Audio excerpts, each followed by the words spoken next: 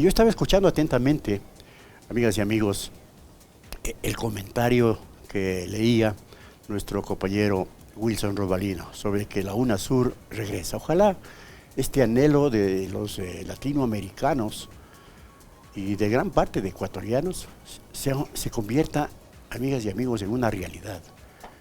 La unidad de los pueblos latinoamericanos, la construcción de la patria grande es sin duda uno de los grandes sueños que hemos tenido durante décadas, yo diría centenas de años.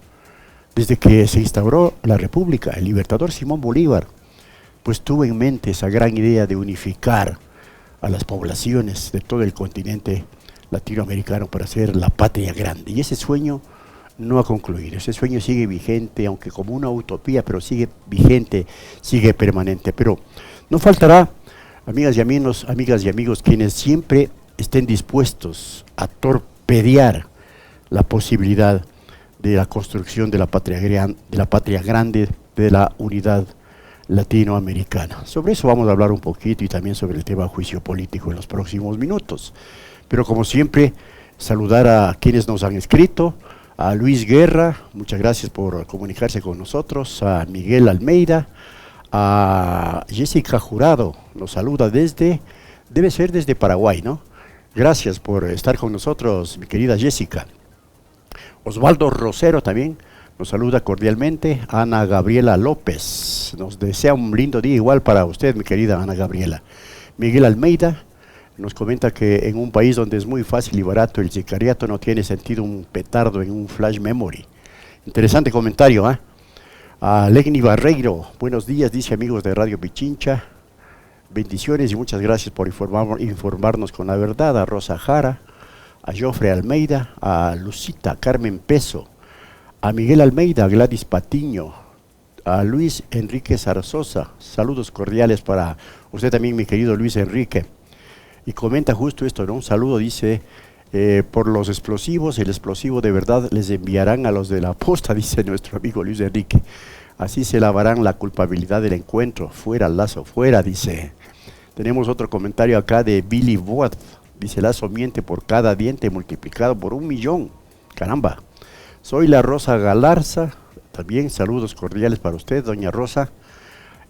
Ana Rubio dice, buenos días Radio Pichincha, gracias por mantenernos informados, gracias a ustedes por escucharnos. Vicente Reynoso, a Pedro Gavilanes, a Patri Salas, a Carlos Bolívar Patiño, a Mónica Castillo, a Maritza M.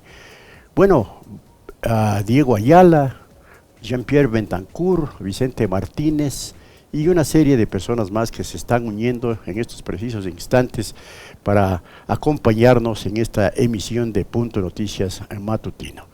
Y claro, decíamos que vamos a comentar un poquito sobre el tema del renacer de UNASUR, pero bien vale hacer algún antecedente histórico, porque la UNASUR, o mejor dicho, el verdugo, y esto no puede olvidar el Ecuador y el continente latinoamericano, el verdugo de UNASUR, oigan esto, el verdugo de UNASUR fue el presidente Lenín Moreno Garcés, el traidor de UNASUR, el traidor de los países latinoamericanos, sin duda. Este nefasto personaje que tuvo la desgracia para el pueblo ecuatoriano de ser presidente de nuestro país. Moreno, sin lugar a dudas, se constituyó en el verdugo de UNASUR, en un aliado, como ustedes saben, servil del gobierno de Estados Unidos. Y tal fue su servidumbre que entregó inclusive a Julian Assange. ¿Se recuerdan ustedes? Lo recuerdan muy bien, por cierto, que entregó a Julian Assange violando todo principio internacional de respeto al derecho de asilo y a los propios derechos humanos. Es decir, Lenín Moreno hizo todo hasta lo imposible para destruir y desarticular, conjuntamente con otros presidentes, con algunos presidentes latinoamericanos, entre ellos el colombiano, el presidente peruano también de ese entonces, Álvaro Uribe me refiero, en Colombia, hicieron lo imposible para desaparecer a UNASUR. Pero geopolíticamente Latinoamérica ha dado la vuelta a la situación. que se vive en la actualidad. Han retornado gobiernos democráticos, han retornado a varios países gobiernos progresistas, como el caso de Lula en Brasil, el caso de Fernández que está en Argentina, el caso de Petro en Colombia, ¿no? Y esto hace renacer la esperanza de que la UNASUR vuelva a constituirse en lo que pretendió ser y que estaba ya consiguiéndole, un ente regional que vaya a consolidar la unidad latinoamericana para atender un montón de circunstancias que son propias e inherentes a esa unidad.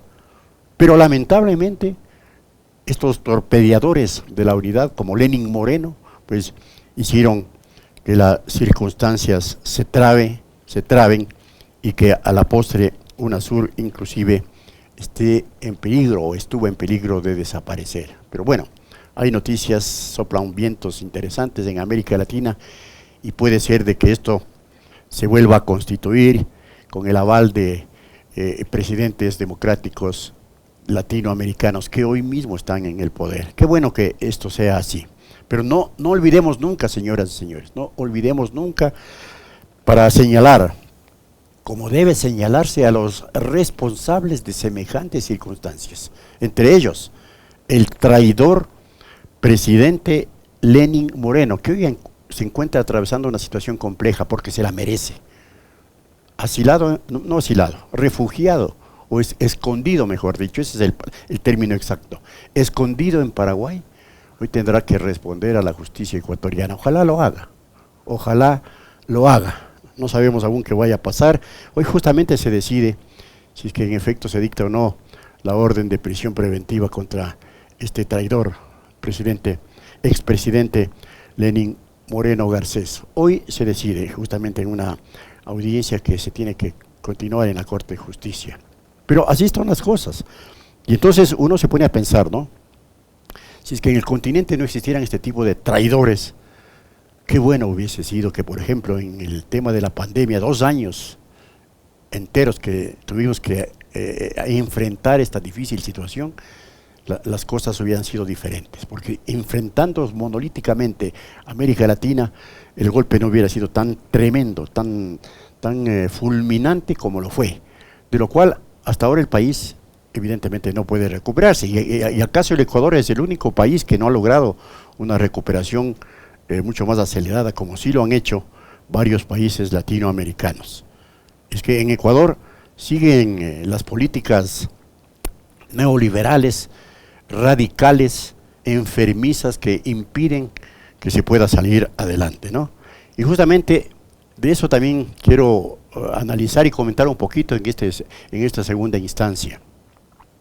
Porque hay una campaña desatada a través de varios medios de comunicación y de varios influencers, entre comillas, que se denominan comunicadores sociales o periodistas, para tratar de desprestigiar y señalar como improcedente el pedido o el proceso de enjuiciamiento político en contra del presidente de la República, Guillermo Lasso. Cuando lo que uno debe mirar es la situación de destrozamiento, permítame el término, ¿no?, de destrucción que vive el Ecuador en los actuales momentos.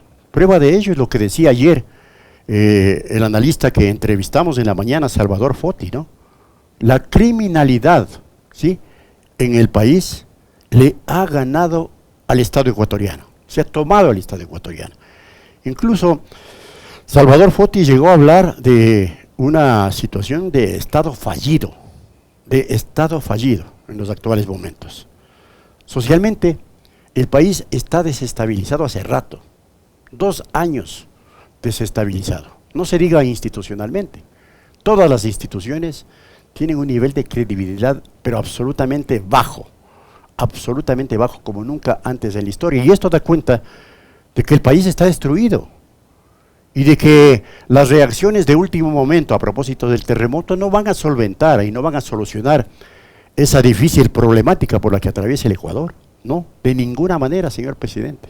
Usted está haciendo bien ahora atendiendo a los damnificados del terremoto, pero esa atención que da debía ser durante los últimos 2 años en los que usted ha sido presidente. que el Ecuador, decía ayer en su discurso, en su cadena nacional, tenga muy claro que ni un solo de los ecuatorianos dejará de ser atendido.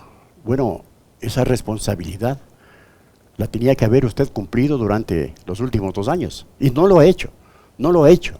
Lo hace ahora reaccionando a un evento catastrófico como el terremoto que sucedió hace unos días. Y las cifras así lo determinan.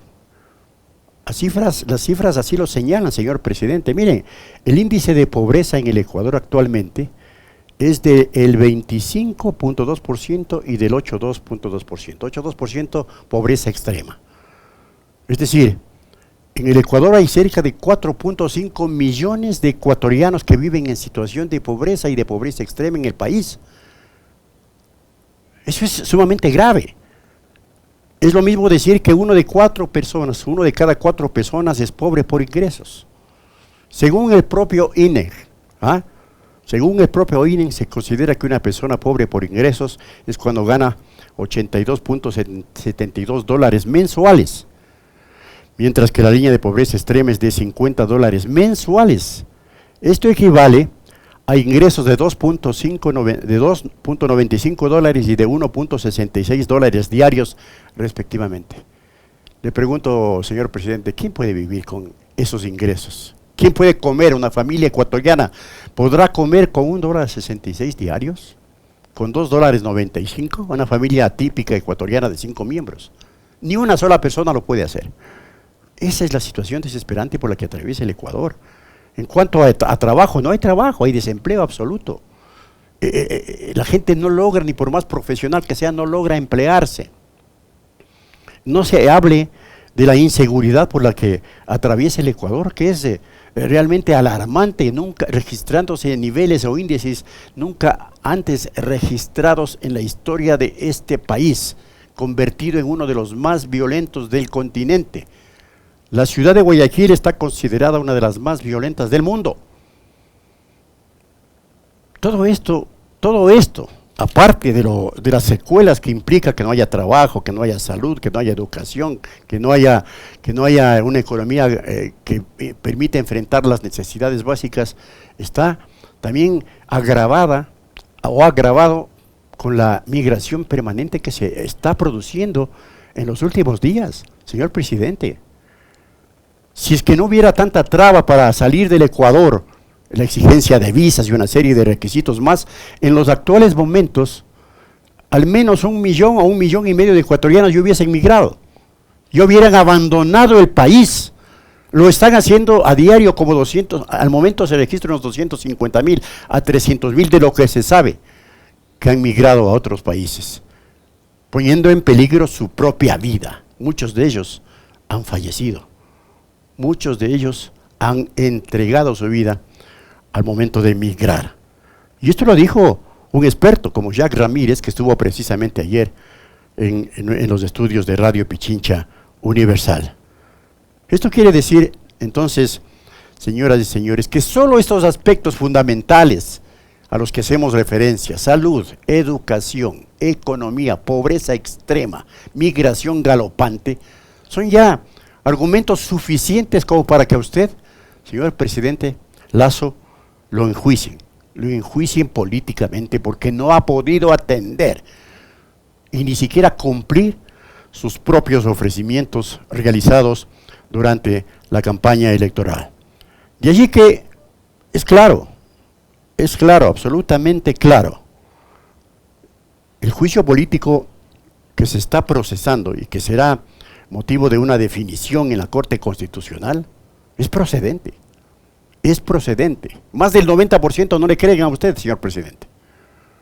Entonces, que no se venga ahora a desatar una campaña tratando de virar la tortilla y queriendo dar a entender de que no procede el juicio político, de que se pretende desinstitucionalizar al país, desestabilizar al país, cuando ya todo está hecho pedazos. Como le decía nuestro analista, Salvatore Foti. El país está desestabilizado hace tiempo. Miren este dato. 13,7 por cada 100,000 habitantes es la tasa de muertes en el Ecuador. El porcentaje de incremento fue del 82.5%. en los últimos meses. Esto es tremendo, señoras y señores. Y entonces, no se puede argumentar lo que se está pretendiendo argumentar, engañando a la colectividad ecuatoriana a través de los grandes medios de comunicación y de los corifeos del gobierno nacional. El proceso de juicio político es válido, el proceso de juicio político es legítimo, y de ninguna manera se puede venir a decir o a sostener que eso es desestabilización y atentar contra la democracia. Si en la Constitución está previsto el juicio político, como está previsto la muerte cruzada, la cual usted puede hacer uso, señor presidente, si lo considera pertinente y necesario. Y si eventualmente eso se diera, nadie le va a acusar a usted de desestabilizador, porque es una figura que está contemplada en la Constitución Política de la República. Y si a usted le enjuicia políticamente, ¿por qué tiene que acusar de desestabilizadores a los asambleístas? Si el juicio político está considerado en la Constitución Política de la República como una arma política legal, constitucional, para fiscalizar al gobierno de cualquier época, y en este caso a su gobierno, señor Guillermo Lasso Mendoza. En consecuencia, lo que hay que esperar es que este proceso avance, que la Corte Constitucional se pronuncie a favor o en contra, porque hay que esperar esa disyuntiva, y también que los asambleístas aceleren y agilicen el trámite para la aprobación o no de ese juicio político.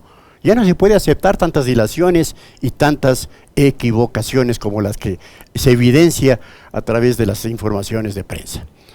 Esto es, amigas y amigos, hay que reflexionar y les dejamos estos razonamientos para que ustedes también los reflexionen. Muchísimas gracias, Wilson, por habernos acompañado. 7:31.